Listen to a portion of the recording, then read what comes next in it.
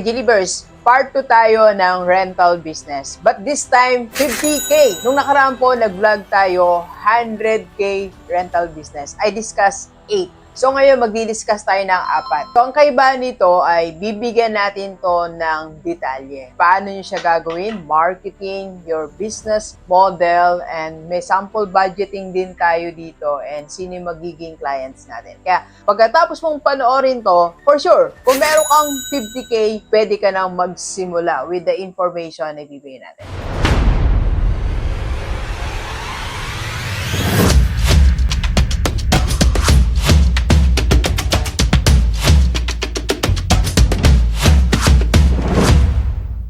$50,000 rental business, pwede OFW or kahit ikaw employed or kahit meron kang small business, pandagdag income natin. First is gowns. So, napakadaming event na pwede mong iparent ang gown mo. Unang-unang occasion na pwede ka magparent ng gown mo, of course, wedding, proms, theatrical production. So, napakadami ding events na kung saan pwede tayong magparent ng gown. And of course, second is market and research. Do not skip this part of your business. Marami kasi sa atin, hindi na nagma-market research. Wala nang research.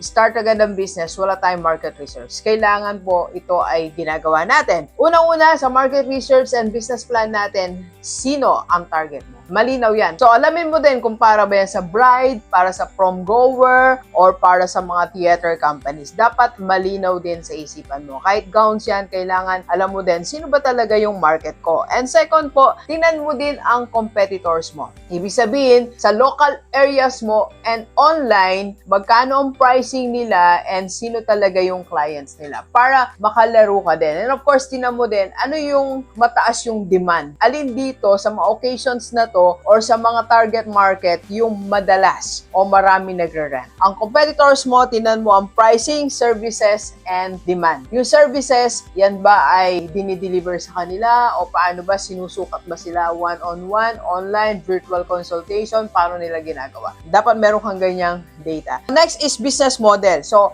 high-end ba yan or affordable? So, mag-decision ka. Or online ba yan or in-store? So, dapat malinaw sa'yo. Alam mo, ito yung mga detalye na dapat mong sinasagot. Sourcing gowns. So, saan nga ba tayo kukuha ng mga gowns natin? So, pwede tayo mamili wholesale package. Pwede kang magpunta directly sa supplier, pwedeng online, ipa-deliver, or pwede kang bumili ng mga second hand. Di ba, may mga first time lang ginamit as hindi nagagamitin. So, dapat clear sa'yo saan manggagaling yung mga gowns natin. Pricing and rental policy. So, paano ba yung pricing model natin yan? Of course, depende yan sa sinet ng market sa paligid nyo. Kaya you have to do a research about that and yung rental duration. Kasi alam mo, per day yan, umaandar yung gown. Sasabihin sa'yo, 2 days or 3 days, bawat araw yan, may katumbas na rental fee. And of course, security deposit, kailangan naglalagay ka din yan, di ba? Mamaya, di na isauli gown mo. And late fees and damage charges. Kasama po talaga yan. Pag na-late, may additional. Pag merong na-damage ng konti, may fee din yan, may fine din. Storage and maintenance. Ito, napakahalaga. Dapat clean and sanitize. Kasi, you know, minsan nakaka-disappoint yung nirent mo na nga, amoy ano pa eh. Di ba may mga ganun? So, wag tayong gumaya sa ibang gown rental business na alam mong kakarent lang. Pagka iba yung amoy. So, dapat naman sanitize tayo and mabango naman siya. Ibahin mo yung gown mo. Kumbaga, ito na yung parang value proposition mo na pag nirent kay Rockstar, iba yung amoy. Doon tayo, mabango yung mga gowns. But at least meron kang value proposition. And of course, dapat may proper storage tayo.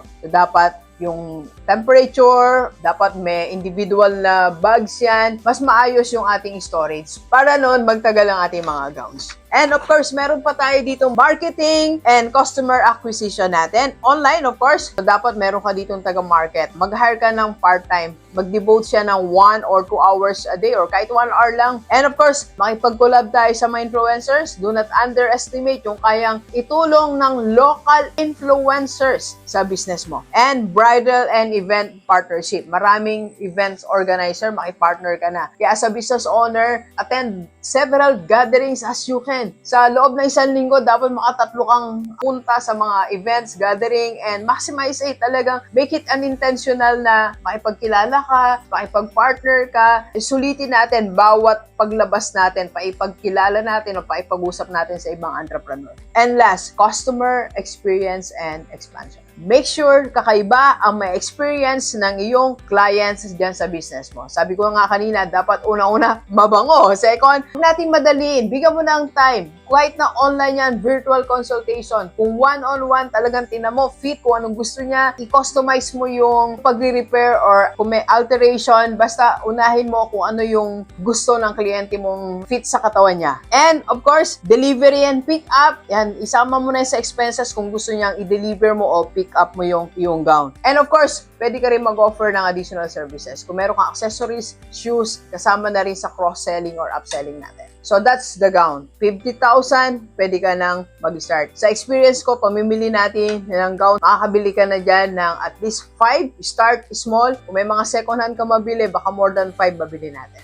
Second po, props. Yes, maybe hindi natin to pinapansin, walang pumapansin, pero props is malaking income potential natin. Rental. Sino nga ba ang pwede natin maging clients dito? Photographers, event planners, film production companies, party organizers, corporate events. So yan ang mga pwede natin maging clients. And business model and market research natin. Dapat alam mo ang target market natin. So pipili ka po dito. Yung event planners, mga photographers and videographers ba, theater and film studio owners, so dapat mamili ka para yung props mo hindi sabog. Kumbaga nakafocus sa isang market segment lang. You can start with one, photographer and videographer muna ngayon, then eventually mga event planner na yung kausap or company events organizers na. Isa-isa lang. Start small pero you have to dream big. Next, type of props. Selfie station ba? Stage decor? Backdrop? Or holiday props like pang Christmas ba, pang New Year, pang Halloween, pang birthday, depende. Kaya dapat mag-decision tayo.